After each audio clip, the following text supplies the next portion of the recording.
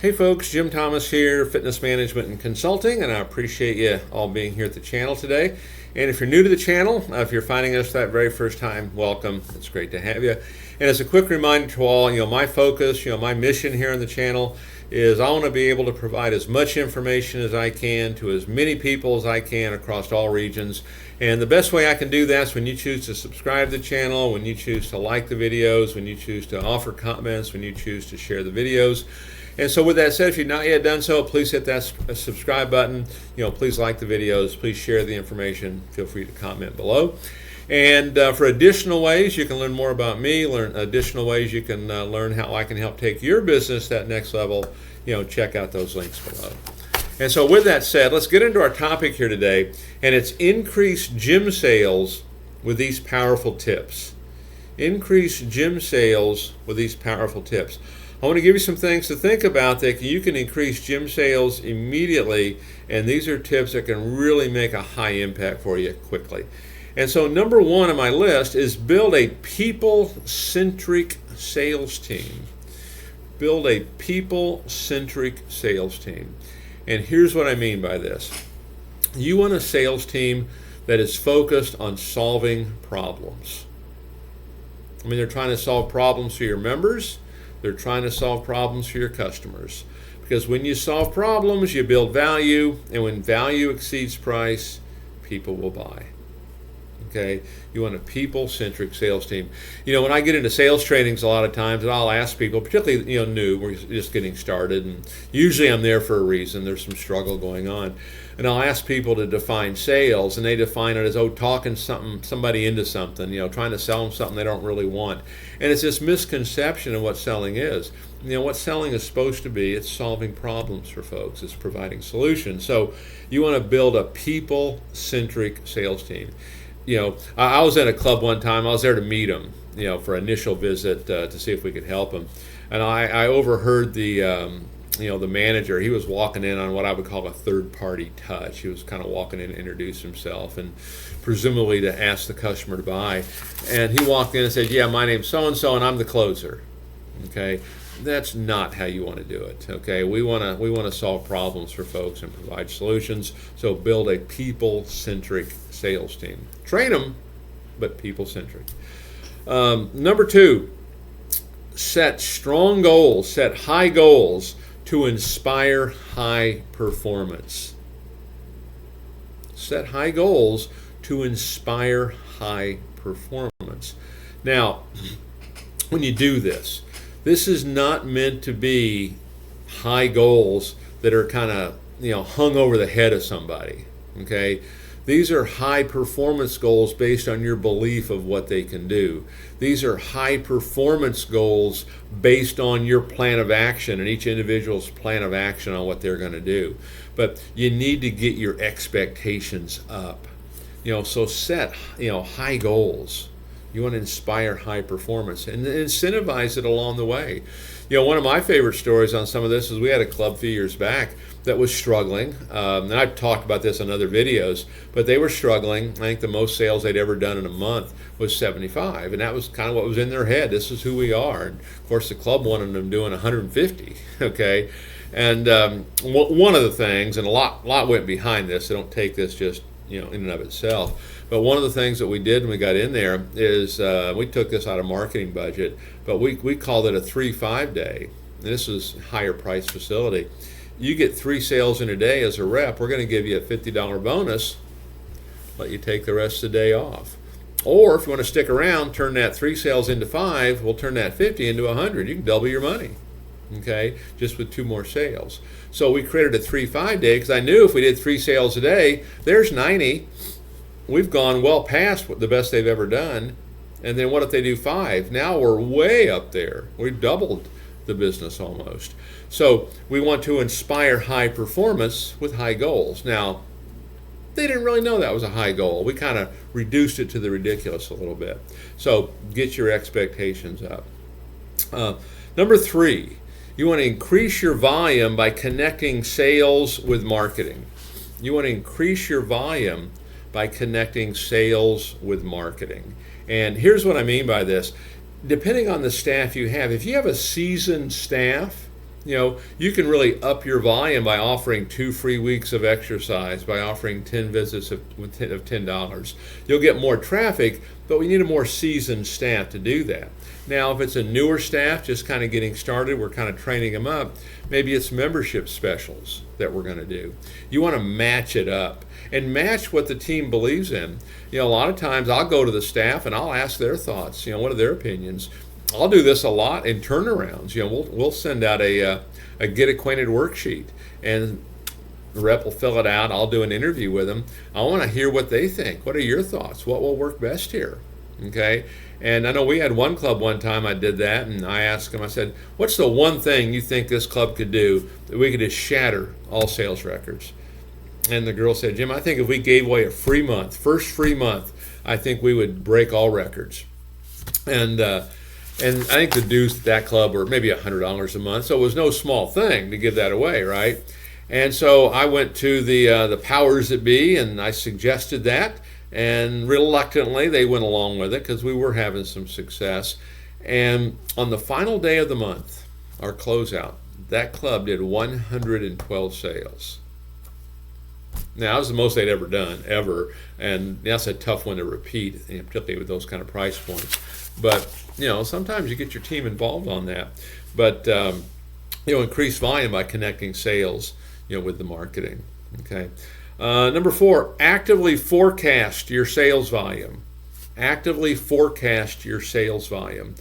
Now, here's what I mean by this. Here's what I like to see you do, okay? And we've seen clubs that don't do this. They've had an immediate uptick of about 20% in production by doing this one thing. And so every day we track what we want to do. If we're tracking unit sales, we're tracking cash production, and we're tracking recurring dues that we've added. So unit sales, cash, recurring dues. Here's what we did today. Here's where we're at for the month. Here's what our projections are, and here's our goal. And every day this gets emailed out, usually at close of business. This gets emailed out to everyone who needs to know that information. Okay? And then we make decisions based on that. We make decisions based on those objectives. If my objective is to get 100 sales, I'm projecting 60, I need to get on it here. If we wait too long, we're never going to hit it. So I'm going to make decisions based on those objectives. So every day that's being done. Every day we're pushing out, here's what we did today, here's our month to date, here's what we're projecting. In other words, we stay at the same pace, here's how we're going to finish, and here's our goal. And then we're going to make decisions based on that.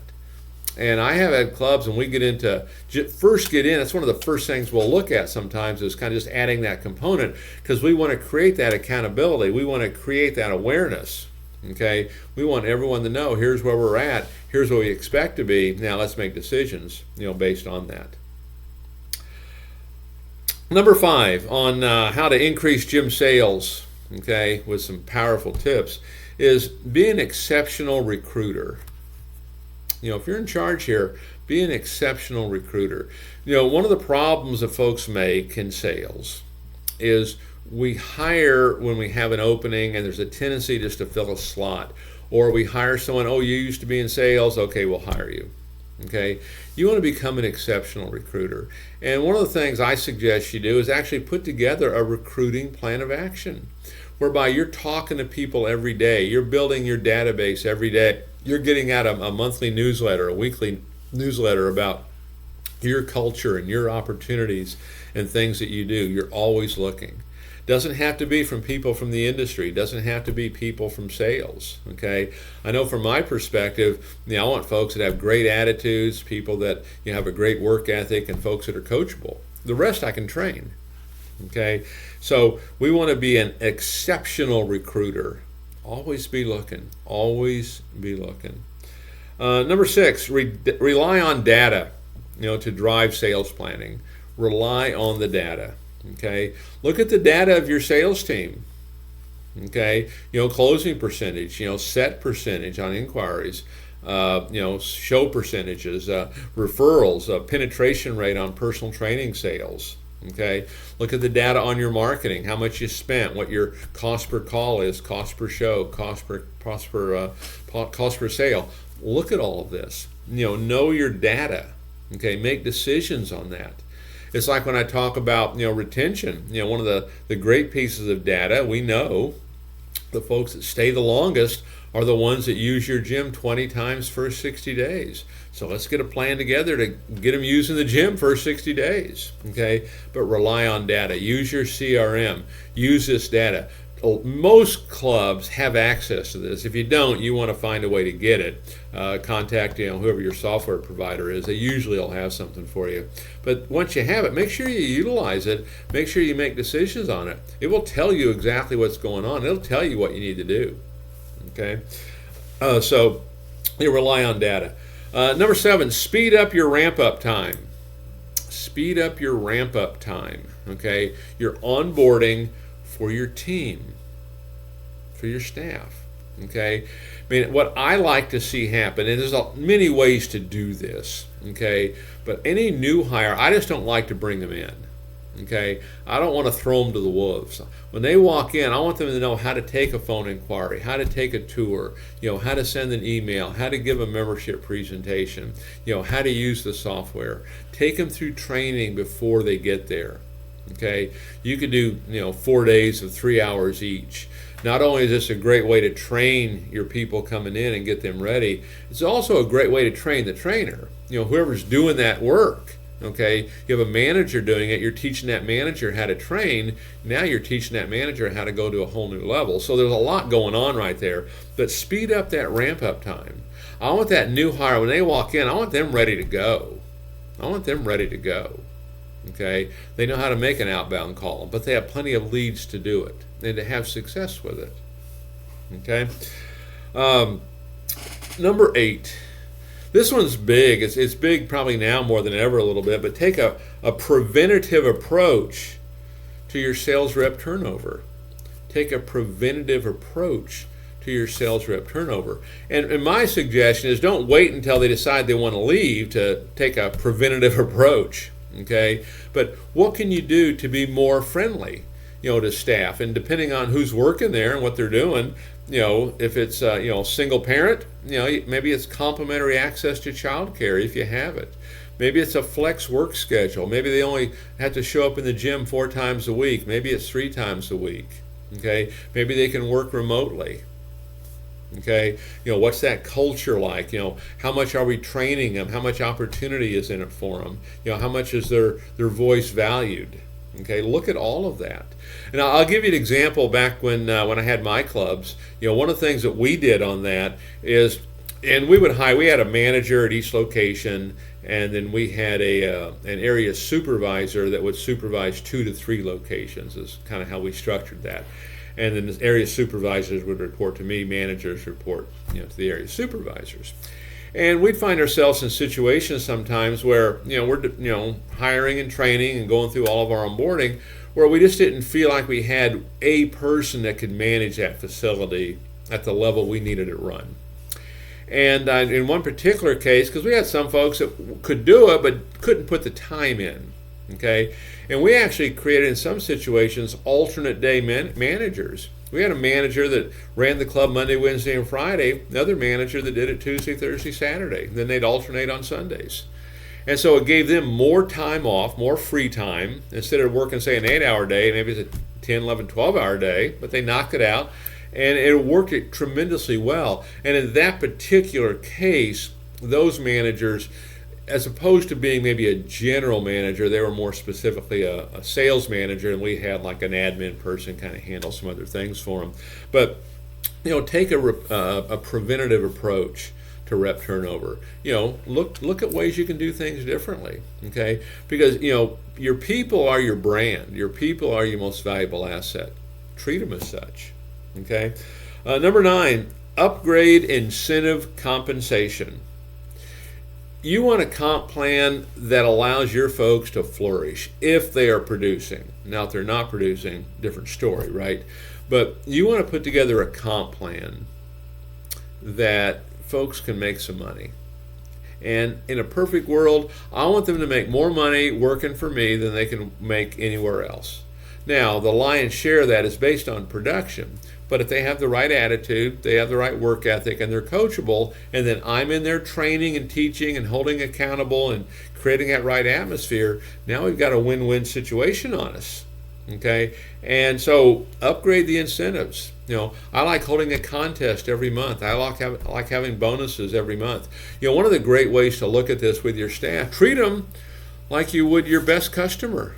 Surprise them sometimes with a bonus contest today. Here's an incentive we're going to do today. Here's something we're going to do this week. Okay, take care of them. If they're producing, know your numbers, but if they're producing, very valuable asset for you. And then number 10, make feedback a priority. Make feedback a priority. Communication's powerful. I know clubs that I've gotten involved with in the past, and we kind of took them over to get them turned around. One of the first things I would start is regular meetings.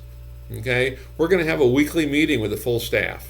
I'll let them know, here's what's going on. Here's what's happening in the company. Here's what's happening in the club. Here's the marketing that's going on. Here's what we like. Here's what we don't like. Here's where I'm at. I want them to know. I want them to know what expectations are. I'm going to have one-on-one meetings. Just that alone changed the entire dynamic, because now they know what's going on. So make feedback a priority. Okay? And one of the comments I'd have on some of this feedback, in a group environment, it's all positive. All informative, no negatives. If I have to have a negative conversation, it's going to be one-on-one. And if I do, it's about the results we're getting. It's not about the person I love, hopefully. Okay, but it's about the results. Not maybe have enough sales, production is not high enough, whatever it might be. But make feedback a priority. Give feedback. Let people know where they stand. Okay, and work to make them as good as they can possibly be. Kind of what our job is we want to give 100% of our efforts to make people as good as they can absolutely be. So folks, increase gym sales with these powerful tips. These can make a difference for you. Take them, start to implement them. And again, as a reminder to all, my focus here in the channel, my mission here in the channel is I want to provide as much information as I can to as many people as I can across all regions. And in order to do that, I need your help. So if you've not yet done so, please hit that subscribe button to help increase our reach. And to learn more about me, learn more about my company and how we can take your business to that next level, check out those links below. And I look forward to seeing y'all in that next video.